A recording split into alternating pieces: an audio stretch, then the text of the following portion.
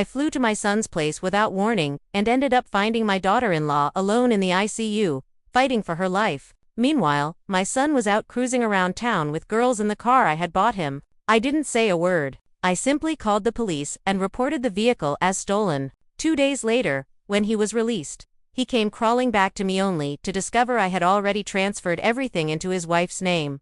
Hello, dear friends. Before I share this difficult chapter of my life, I kindly ask you to subscribe and hit the like button. It helps these stories reach more people. And please comment where you're listening from. I'd love to know how far this story travels. Settle in, here we go. The airport was busy and smelled like strong coffee, but I didn't feel the usual joy of visiting my child. Instead, an uneasy weight sat in my chest, an instinct that something was wrong. That feeling pushed me, a woman who normally plans everything carefully, to drop my routine, book the next flight, and travel across the country without saying a word.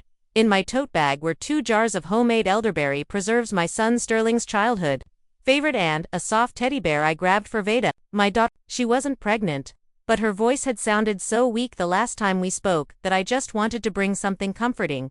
Outside, the southern air felt heavy and humid. My phone stayed silent even though I'd called Sterling for days. Vada hadn't answered for a week. A mother's heart knows when something is wrong, and mine wouldn't rest. The Uber dropped me at their building, a beautiful old brick structure I'd bought for them after their wedding, a gift so they wouldn't struggle like I did. I thought a home and stability would guarantee their happiness. I was wrong.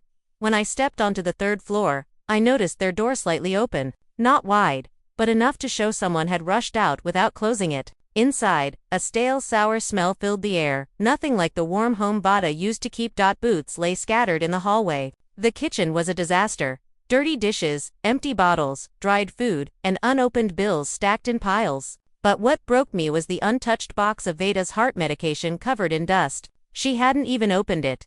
Looking for someone? A raspy voice asked. A neighbor, a tired elderly woman, stood in the doorway. I told her who I was, and she sighed. Oh honey, I haven't seen your son, but your daughter-in-law? The ambulance took her 2 or 3 days ago. She didn't look conscious, thin as a shadow. Nobody's been back since. I barely remember leaving. One moment I was in the apartment. The next I was in a cab heading straight for City General Hospital. At the ICU, a doctor explained the truth. Severe pneumonia, dehydration, malnutrition. She had been lying sick for days without help. If the neighbors hadn't called 911, she wouldn't have survived long enough to reach the hospital. When I finally saw her, fragile and connected to machines, I felt like the air had been knocked out of me. This wasn't just sickness, this was neglect. I stepped outside to breathe, and that's when I saw it. A loud SUV turned the corner, the luxury car I had given Sterling a month earlier for the future family. He was behind the wheel, laughing loudly, music blasting, to girls leaning out the windows. He didn't even glance at the hospital where his wife lay unconscious. Then my phone buzzed. A message from Sterling. Hey Ma, can't talk. I'm at the hospital with Vada. It's serious. I haven't left her side. Pray for us. I stared at the message on my phone. The words didn't bring tears. Those dried up instantly. Instead, a cold, steady heat rose inside me. My son, who had just sped past the hospital, blasting music with strangers while his wife lay dying, had the nerve to ask for prayers. Something inside me broke, not my heart, but the last thread of blind motherly loyalty. In that moment, I finally saw him clearly. He wasn't a confused young man. He was someone who believed nothing could touch him. Someone willing to abandon responsibility without a second thought. I didn't yell. I didn't call him back to hear lies or excuses. Anger wasn't the point. What I felt was clarity, sharp, calm, and unshakable. The same clarity I once needed while running my old logistics business. When I had to fire thieves or stand up to dangerous men, I walked back into the hospital. The lobby was quiet except for a humming coffee machine. At the desk, I asked the receptionist for a cup of water. My voice sounded almost too calm. I sat down in a hard plastic chair, took a sip of the warm plastic-tasting water, and gave myself 10 minutes. 10 minutes to let go of the son I used to know, the little boy with scraped knees. The boy who made me Mother's Day drawings. The boy who promised he'd take care of me one day. That boy was gone. In his place was a man who didn't care about anyone but himself. Piece by piece, everything clicked together in my mind. The car, the insurance, the ownership. I had bought that midnight blue I chose the model. I paid for everything. And thank God I registered it in my name. He had complained at the time, asking whether I trusted him. I'd joked about insurance being cheaper for seniors, but that detail was now my advantage.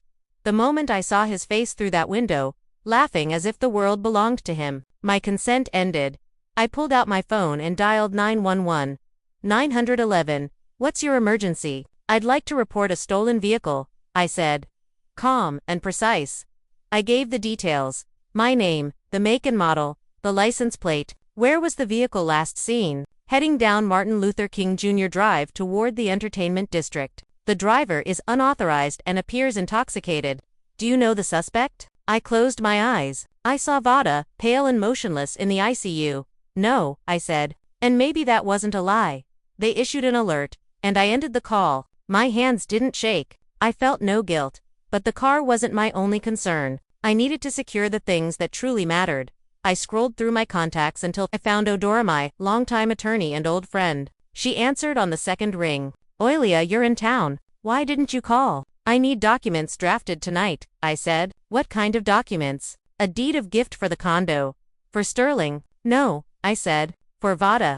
There was a long pause. She knew what that meant. Oilia, are you sure? Completely. I'll prepare everything. Come at 8 a.m. I hung up and waited in the lobby, staring at the ICU doors. 20 minutes passed. I imagined patrol lights flashing behind the Escalade, the music stopping. The smile dropping off Sterling's face. My phone rang an unknown local number. This is Officer Bradshaw, a firm voice said. We've detained a vehicle matching your report. The driver identified himself as Sterling Vance and is resisting arrest. I could hear shouting in the background, my son's voice, angry and frantic. He claims you gave him permission to use the car. If that's true, we'll have to release him. I looked at the ICU doors again, knowing Vada lay right behind them, fighting for life while he partied. Officer, I said slowly and clearly, my son Sterling is in the ICU right now, sitting beside his wife, praying for her recovery. He hasn't left her. I paused. The man you have is not my son. I do not know him. The line went silent for a moment. I understand, the officer said at last. We will proceed with full charges: grand theft auto, resisting arrest, and fraud. Thank you, ma'am. Thank you, officer. Do your job? I pressed the button to end the call. The screen went dark. I looked at my reflection in the dark glass of the window. The woman looking back at me was a stranger, but I liked her. She was ready for war. I put the phone in my bag, like holstering a revolver after a shot. Inside, the silence still rang, the kind that comes after a deafening explosion. But there was no time for reflection. I had a goal, and that goal lay behind wall, tangled in wires. The next 48 hours blurred into one endless gray day. I practically moved into the hospital, spoke with the chief of medicine, paid for a private room, and a round-clock private nurse. Money, as always, opened doors that remained closed to mere mortals. I sat by Vad's bed, holding her limp hand, and talked. I talked about the weather, about how beautiful the autumn leaves were back north, about the sweet potato pies we would bake when she got better. I filled the silence with words so that death wouldn't dare enter the pause. Sterling sat in a holding cell during this time. I knew this because my phone periodically came alive, lighting up with unknown numbers from the jail. He was using his one phone call, but he wasn't calling a lawyer. He was calling me. I didn't pick up. I imagined him there, furious, not scared. He was probably pacing the cell like a tiger in a cage, telling his cellmates what a monstrous mistake this was. My mama's going to come down here. She's going to tear this place up. I could hear his imaginary voice. He was sure this was just a glitch in the system, a bureaucratic hell from which I, his almighty mama, would pluck him. Once he left a voicemail. I listened to it in the hallway, phone pressed to my ear. Mama, where are you? Why aren't you answering? His voice cracked into a squeal. There's some crazy nonsense happening. The cops say you reported it stolen. Are you out of your mind? Bring the papers for the car and the keys fast, and tell them you made a mistake. I'm sitting here with bums. I smell mama. Not a word about Vad. Not a question about how she was. Only I. Me. Mine. He was sure Vad was silent. That, like a loyal dog, she was lying at home waiting for him, not daring to complain to her mother. He didn't know his silent victim was balancing on the edge of life and death, and that her silence was more eloquent than any words. In between shifts at the bedside, I went to the apartment. I needed to find Vad's ID to process the transfer to the private room. The apartment greeted me with the same smell of stagnation and betrayal. I started methodically going through things in their bedroom. In a dresser drawer, under a stack of neatly folded linens, I stumbled upon an old diary in a worn cover. It wasn't just a notebook. It was a chronicle of survival. I opened it at random. Vad's handwriting, usually round and neat, was small and erratic here. March 12th, Sterling asked for money again. Said he needed it to maintain his status in front of partners. I gave him the last $400 I saved for the dentist. My tooth hurts unbearably, but he said if he didn't have a new shirt, the deal would fall through and we'd be on the street. I flipped the page. April 20th, he screamed. Said the apartment is actually his. That his mother gave it to him and they just let me stay there. Said if I nag him about a job, he'll kick me out. I'm scared. I have nowhere to go. Mom's gone. Dad is far away. I have to endure it for the family. My vision went dark. He lied to her. He used my kindness as a club to beat this girl into submission. He convinced her she was nobody. Empty space in his kingdom. He wasn't just stealing her money. He was stealing her dignity day by day, drop by drop. May 5th, he sold my gold ring, grandma's ring, said he lost it, but I saw the pawn shop receipt in his pocket. With that money, he bought himself a watch. Said, "You just sit at home anyway. You don't need jewelry, but I need to look presentable." I closed the notebook. My hands were shaking, but now not from fear, but from a rage so concentrated it felt like it could burn through the paper. This wasn't just selfishness. This was financial and psychological terror. He was methodically destroying her to elevate himself. I took the notebook with me. It was evidence, not for court, but for my conscience.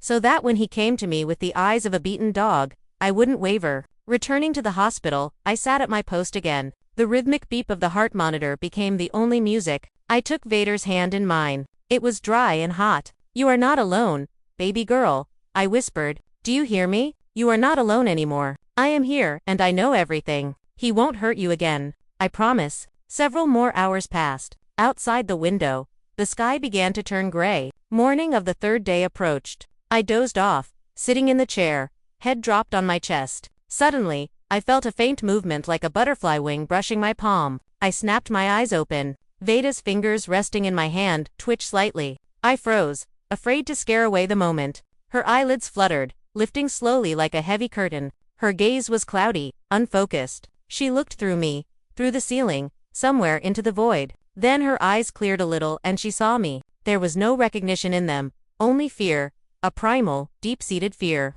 Her lips moved under the mask. I leaned close to her face to hear. "Don't let him in." Her voice rustled, quiet as dry leaves. "Don't let him in." "Who? Honey, who shouldn't I let in?" I asked, though I already knew the answer. She squeezed my hand with unexpected strength. Terror splashed in her eyes. "Sterling," she breathed out, and a tear rolled down her temple. "He turned off the heat, said it was expensive." "I'm cold." "Don't let him in." The monitors beeped more urgently. Her pulse spiked. The nurse was already running to us with a syringe. SHSH, VAD.com, down. I stroked her head, feeling a wave of cold, murderous resolve rising inside me. "No one will touch you. Sleep."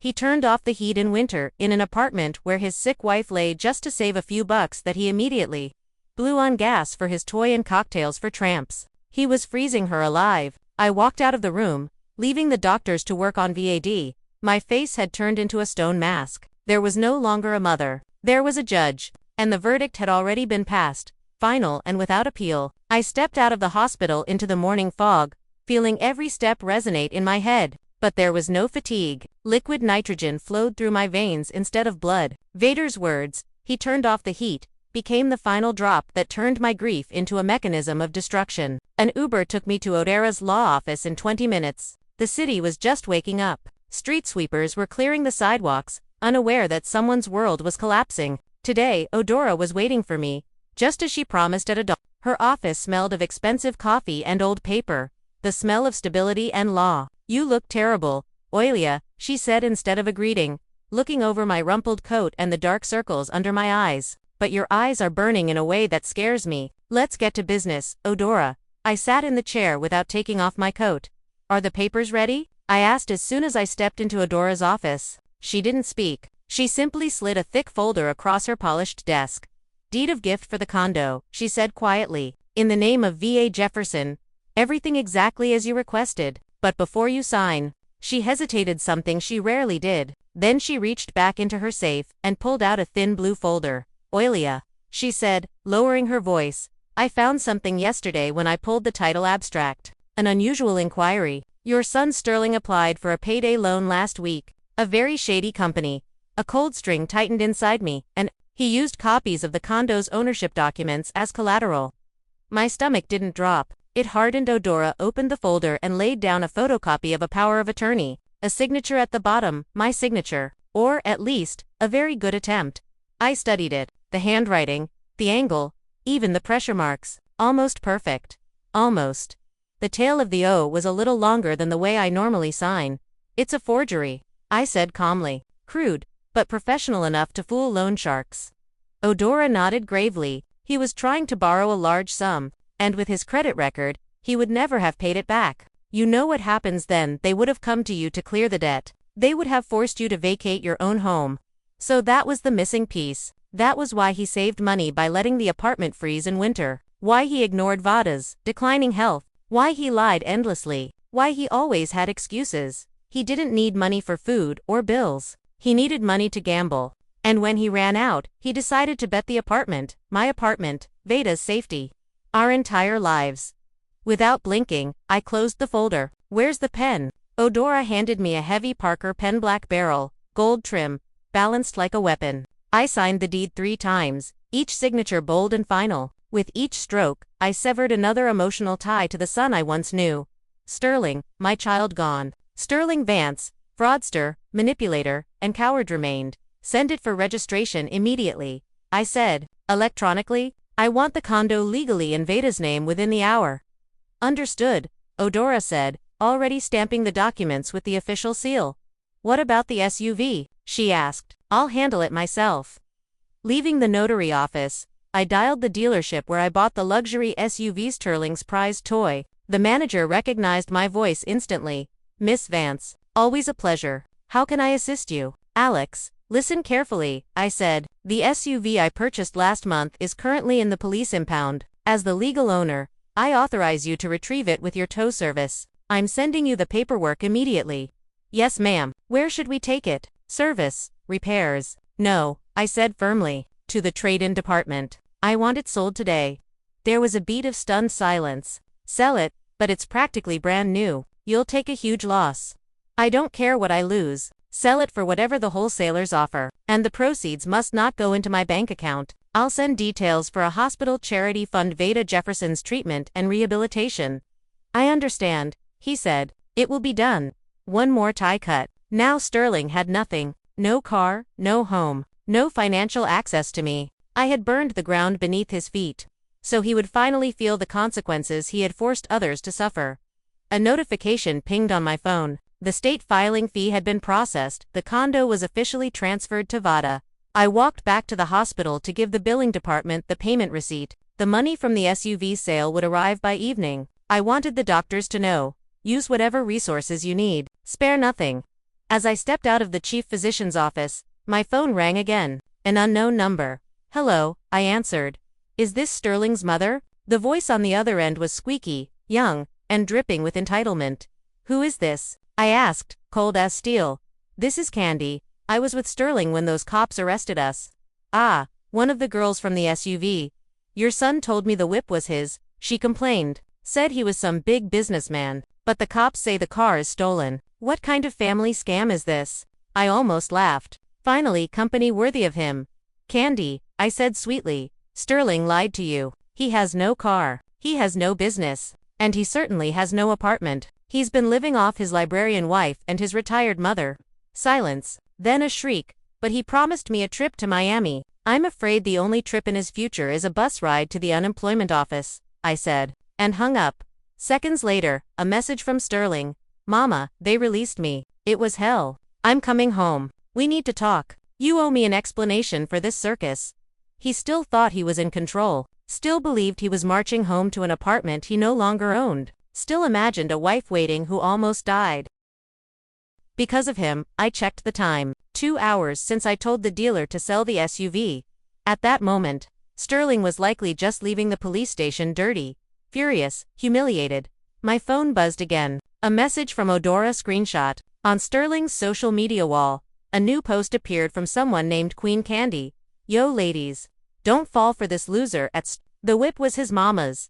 Bro is broke, and his own mom called the cops on him. GH. Embarrassing. Don't hit me up again.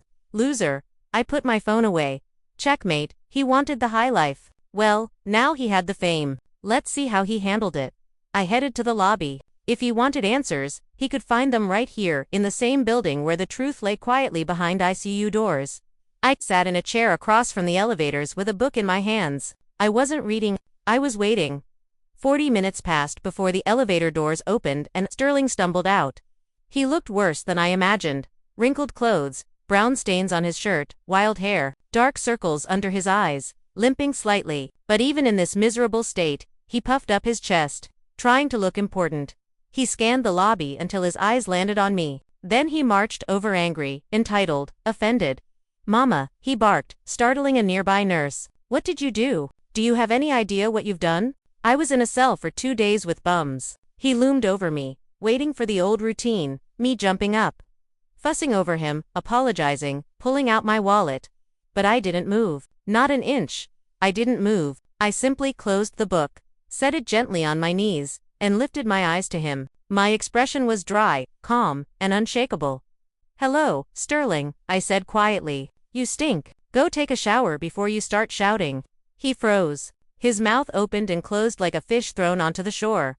Stink. He squeaked, lowering his voice only because a doctor walked past. Mama, have you lost it? You reported me to the police. You told them the car was stolen, my car. You embarrassed me in front of my friends. In front of Candy. Do you even know what she said to me? I know, I replied. She told you the truth. You're a loser, Sterling. The word hit him harder than a physical blow. His face flushed with blotchy anger. How dare you?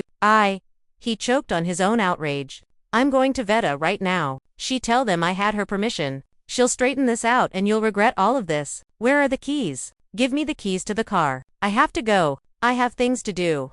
You have no business, I said evenly. And you have no car. What do you mean no car? He let out a weak laugh. Did you hide it? Okay, Ma. Fine, I get it. Lesson learned. Give me the keys. I need to guy promise the guys. The car is sold, I cut in. The dealer collected it from impound an hour ago. The money has already been transferred to the hospital. His eyes bulged. You had no right. That was mine. My gift. My property. Legally, I had full right. And the money is already paying to save your wife's life. The same wife you nearly destroyed. For the first time, something flickered in his eyes. Not guilt. Not love. Just fear. Fear of losing control. You're lying, he whispered. You can't do this. You love me. I'm your son. I do love you, I said quietly. But I will not finance your destruction anymore. You're 35, Sterling, no job, no car, and, I paused, letting the truth settle. No home. He paled. What is that supposed to mean? The condo belongs to Veta now. I signed the deed this morning. You are not the owner. You don't even have tenancy rights. He swayed as if the ground itself had shifted. All his arrogance, his bravado, what remained was a frightened, greedy little man. You wouldn't dare, he muttered. You're bluffing. I'm going to Veta. She'll fix this. She do what I say. He turned and bolted toward the ICU. He yelled, pushing the door open. Veta, tell her, I didn't follow. I knew exactly what was waiting for him. Sterling barely took 2 steps inside before a large figure stepped out from behind the curtain. A private security guard, broad, silent, immovable. I had hired him hours earlier with one instruction. No male visitors, except medical staff. Unauthorized access prohibited. The guard said, placing a massive hand on Sterling's chest. Get off me. Sterling squealed, trying to push past. I'm her husband. I have rights. Veta, wake up. The heart monitor twitched at his shouting. You are disturbing a critical patient, the guard said, pushing him back. Leave now or I will remove you by force. Sterling slipped and skidded across the linoleum. Mama, he screamed. Tell him she's my wife. Take him out, I said softly. The guard heard. Sterling was pushed out into the hallway. The ICU door closed behind him, cutting him off from the woman he had treated like property. He stood there humiliated and emptied. Then he looked at me, hatred. Pure, concentrated hatred. In that moment, I understood. This was not over. He would crawl, lie, beg, threaten, and he began at once. His face changed, anger melted into pathetic desperation. Mama, he whispered, voice cracking. Ma, I'm sorry. I messed up. Please help me. They're going to kill me. I knew exactly who he meant. The men he owed money to, the ones who expected the apartment as payment. But I felt nothing, only disgust. Come outside, I said, standing up. We'll talk there, not here. He followed. He had no choice, he had no one else.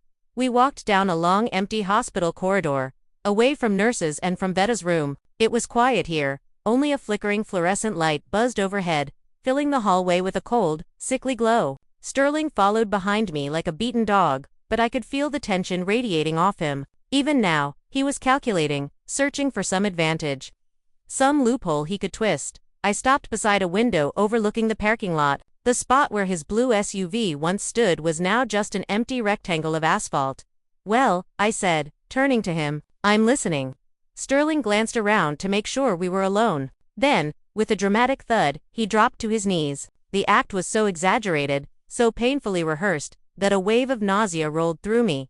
He grabbed the hem of my coat with filthy fingers, staring up at me with wide, pleading eyes. Mama, Mommy, forgive me, he wailed. Tears streamed down his cheeks, real or manufactured. I no longer knew. I didn't mean to. I'll fix everything. I swear I'll never drive drunk again. I'll get a job. I'll change, just put everything back the way it was. Give the apartment back. He sobbed loudly, wiping his nose on his sleeve. You don't understand, Ma, I'm in trouble. Serious trouble. I owe a lot of money. If I don't pay, they won't just rough me up. They'll, he choked, letting the implication hang in the air. Mama, I'm your son. Your own blood. You won't let them kill me, will you? He kept talking, piling guilt and pity on top of fear, trying every angle that had worked on me for years. And those girls in the car, just co-workers. We were coming back from a work event. I was only giving them a ride. I love Veda. I can't live without her. I prayed, Mama. I prayed right here. I looked down at him, at his shaking hands, his miserable posture, and for the first time in my life, I didn't see a son. I saw a leech that had drained us dry. Stand up, I said quietly. I won't stand until you forgive me. He cried louder, clearly hoping someone would walk by and witness his show of repentance. Mama, I'll do anything. I'll take care of Veda. I'll carry her in my arms if I have to. Just don't leave me like this. Don't take my home. Stand up. My voice cracked like a whip. He flinched and dragged himself upright, still sniffling. You say you're my blood? I asked, staring him directly in the eyes. That's true, and it is the deepest shame of my life. My greatest mistake. His face twitched.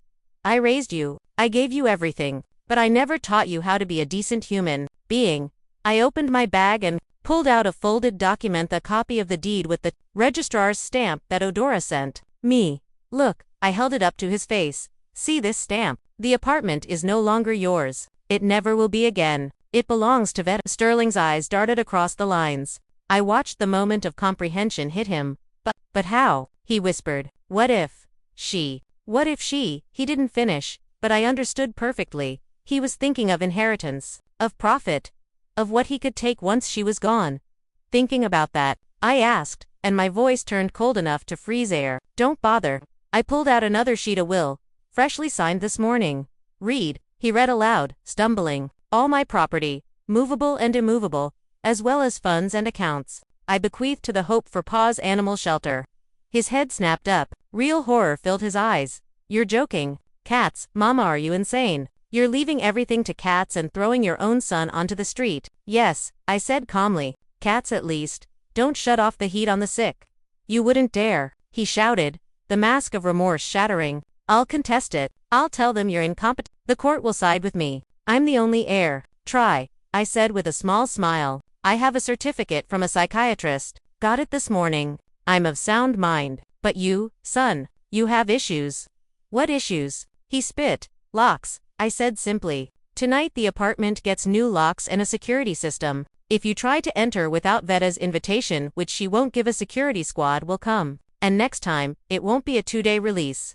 Sterling froze. He finally understood the size of his downfall. No car, no home, no future inheritance, and a mountain of the debts. He whispered, trembling, Mama, they'll kill me. Please, give me something, just enough to pay them off. I'll leave. I'll disappear. You'll never see me again. Just give me money. No, I said, cutting him off. You're a grown man, Sterling. You brewed this mess. Now drink it. Go work as a loader, a janitor. A cab driver? Oh wait, you'll lose your license. So, maybe a courier. On foot, you monster. He exploded, spraying spit. You're not a mother, you're a snake. I hate you.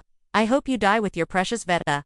The feeling is mutual, I said, sliding the documents back into my bag. Now leave. Security is coming. At the end of the hall, 2 guards appeared, alerted by the noise. Sterling glanced at them, then back at me. Panic flooded his face. This isn't over, he shouted as he backed away. You'll regret this. I'll find a way. The apartment is mine. Mine. He spun around and bolted down the stairs, nearly crashing into a nurse. I watched him go, and I did not pity him. I felt the weight lift off my shoulders. The time, energy, and love I had wasted on this man were finally behind me. But it wasn't the moment to relax. A cornered rat always lunges, and he was cornered now. He wouldn't just disappear. I knew exactly where he would run. The apartment. He'd try to get inside before the locks were changed, hoping to grab anything valuable, appliances, Vitas, jewelry, even furniture. I pulled out my phone and called Odora. He's on his way. Are the locksmiths there? They're working. Oilia, she answered calmly. The police are here too. I asked an officer to supervise everything. I've already shown them the property deeds. Good, he's furious. Warn them. We'll handle him. I hung up and went back to the nurse's station to check on VAD, but underneath the worry, a new feeling was beginning to grow. Relief. I had finally cut off a rotten branch. Now the rest of the tree could breathe. My only job left was to protect what was still worth saving. As expected, Sterling didn't go to the bus station or a friend's house. Driven by rage and fear, he ran straight to the apartment, the last place he still believed belonged to him. I didn't see it myself, but Odora later described everything so clearly that I could picture it perfectly. He stormed into the building, skipping steps, ignoring the elevator. One thought must have been beating in his head: get there first, grab the laptop, the TV, any cash he'd hidden, maybe even documents he could use for blackmail. He reached the 3rd floor, keys already in hand only to freeze. The door was wide open. 2 workers in overalls were inside. One was drilling out the old lock, and the other was unpacking a new alarm system. Odora stood in the doorway, arms crossed, solid as a stone. A little farther down the hall, 2 bored police officers leaned against the wall, the same ones who processed his theft arrest. Fate certainly had a sense of humor. What is this? Sterling shouted, barging forward. Get out. This is my apartment. I'm the owner. The worker didn't even look up from the drill. Odora lifted her eyes over her glasses. Citizen Vance, she said in an official tone, leave the premises. You no longer live here. Who are you? He shrieked, trying to push past her. I'm registered here. I live here. My mother bought this place. Your mother bought it? Yes, Odora replied calmly, pulling out a document. And she gifted it to Miss Vita Jefferson. Here is the ownership certificate. And here, she tapped the 2nd page, is proof that you were deregistered this morning at the owner's request. Deregistered. His face turned purple. Without me, that's illegal. I'll file a complaint. He tried to run toward the bedroom, probably aiming for the safe, but one of the officers stepped in front of him. Stop right there, the sergeant said lazily. You heard her. This isn't your property. You're nobody here. You know who I am. Sterling snapped, pulling out his phone. I have connections. I'm making a call right now. He started dialing, desperate. Donnie, bro, help me out. Cops are messing with Mahelo. Hello, call ended. He tried another number. Sergio, I need backup at my place. What do you mean you can't? What do you mean you heard? It's all lies. Another failure. One by one, the people he called hung up on him. Without the car, without my money, without status, he wasn't worth helping. His friends had only ever been friends with his lifestyle. Leave, Sterling, Odora said, tired now. Don't make this worse. There's nothing for you here. My stuff, he screamed. My computer, my clothes. I have the right to my things. They're packed. Odora signaled to a worker, who brought out a large gym bag and 2 black trash bags stuffed full. Clothes, shoes, hygiene items, she listed. The laptop stays. It was bought on credit in Vita's name. Same with the TV and the console. The bags were dumped at his feet. Sterling stared at them. His entire life now fit into 2 garbage bags. You'll regret this, he hissed. All of you. Exit, the officer said, resting a hand on his holster. Sterling grabbed the bag, kicked one of the sacks, cursed under his breath, and stumbled out. The door shut behind him. The new lock clicked. That sound was final. He walked outside into the evening cold. Leaves skittered across the pavement. Sterling stood there, right where he used to park his luxury car, and realized he had nowhere to go. His girlfriend dumped him. His friends wouldn't take him in. He had no money for rent. He looked up at the warm light shining through the apartment window, light that would never belong to him again. With shaking hands, he pulled out his wallet. Inside was the gold card, my card, his favorite toy. Hotel, he thought. I'll get a room, sleep, figure things out. Mom always cools down. He dragged his bags to the ATM across the street, inserted the card, and checked the balance. Card service suspended by bank. Card retained. The machine whirred and swallowed it. Sterling stared at the ATM slot where his last hope had vanished. No, he whispered. No, no, no. Give it back. He hit the screen once. Then again. Give me the card. People avoided him. A man walking his dog stopped and warned he would call the police if Sterling didn't calm down. Sterling slid down the wall of the store until he sat on the cold concrete, surrounded by his trash bags, everything he had left in the world. No money. No working phone. The battery had died after that last call to Sergio. He was alone in a city that suddenly felt colder than ever. At that moment, as I sat in the hospital, my phone buzzed. Attempted use of blocked supplementary card. Card retained. I set the phone aside and looked at Vada. She slept peacefully, her breathing even, the machines around her sounding steady and calm. The worst was finally behind her. But for Sterling, hell was only beginning. A hell he had built himself lie by lie, choice by choice. 6 months passed. Autumn arrived, covering the city in gold and crimson. But this cold felt different, clean, refreshing, full of quiet promise. I sat on the balcony of the apartment. It no longer smelled of dampness and cigarettes, but of tea with thyme and fresh oil paints. Vada was across from me in a soft, warm blanket. She was still thin, still careful in her movements, but her eyes no longer empty, were full of life again. She was painting the park outside our window. You know, Mom, she said gently. She'd been calling me Mom for a month now, and every time the word lit something warm inside me. I got a job at the Central Library. They opened a rare books department. They need a restorer. The pay isn't amazing, but it's enough and it's peaceful. That's wonderful, sweetheart, I said. But remember, you don't have to worry about money. We have savings. I know, she set her brush down, but I want to do this myself. I need to feel I can stand on my own. After everything, I need that. You are the strongest girl I know, I said, placing my hand over hers. We never talked about Sterling. His name had become something, like a curse, something that, if spoken aloud, might drag darkness back into our lives. Even his memory had been scrubbed out of the apartment along with the old wallpaper. Warm peach walls. Light furniture. Sunlight. Peace. I had sold my business up north and handed it to my deputies. In return, I gained 2 things I hadn't had in years: freedom, and the ability to simply live. I bought a small studio in the next building, close enough to be there for Vada, but far enough to let her grow. We had become a family. An imperfect, scarred, but real family, not tied by blood, but by survival. I'm going for a walk before the sun sets, I said. Should I bring those cinnamon buns you like?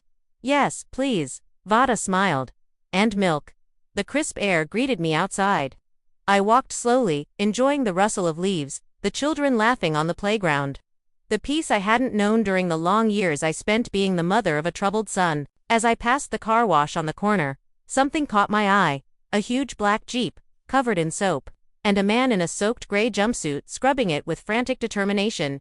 Sterling. I slowed but didn't stop. He sensed me and looked up. For a heartbeat, the world froze. I expected anger, or shame, or desperation. Instead, I saw only exhaustion.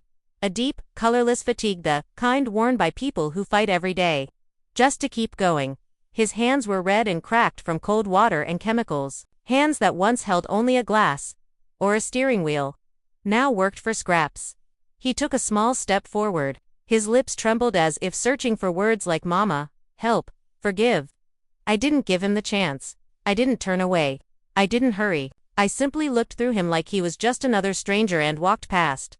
Inside me, there was no pity, no gloating, no pain. Only a simple truth. Everyone receives the life they choose. He wanted luxury without effort. Now he worked in the dirt to survive. Balance restored. I walked another block, feeling his eyes on my back. He didn't follow. Maybe life had taught him a little after all. Or maybe the car wash foreman shouted at him to get back to work. My phone buzzed. A message from an unknown number. Ma, please, I can't take it anymore. I understand everything. Give me one chance. Even $10 for food, please. I stared at the words. Ma, a name that once touched my heart. Now only letters on a screen. Chance.